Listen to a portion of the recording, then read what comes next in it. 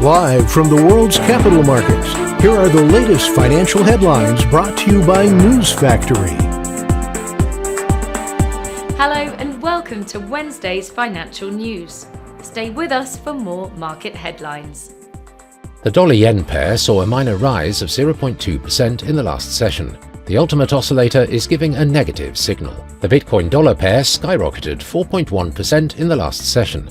The ultimate oscillator is giving a positive signal. The gold-dollar pair skyrocketed 1% in the last session. The CCI indicates an overbought market. The oil-dollar pair plummeted 1.1% in the last session. The MACD is giving a negative signal. Coming up, the choices from our chief analyst for today.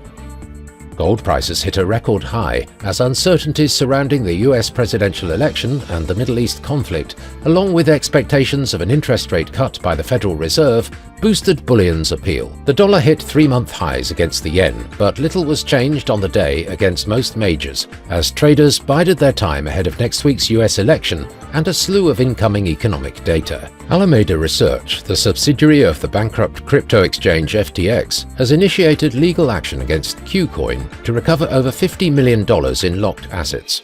According to an October the 28th filing, the funds have been frozen by crypto exchange Qcoin since FTX's collapse in November 2022. Those were today's major economic events, and now moving on to world financial headlines.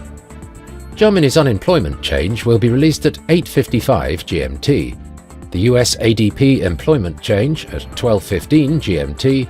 Japan's retail trade at 23:50 GMT. Japan's large retailer sales will be released at 23:50 GMT. Australia's consumer price index at 0:30 GMT. The French gross domestic product at 6:30 GMT. We hope that you've enjoyed Wednesday's market outlook.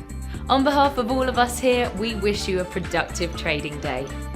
Be sure to join us tomorrow morning for the latest news and events from the financial markets.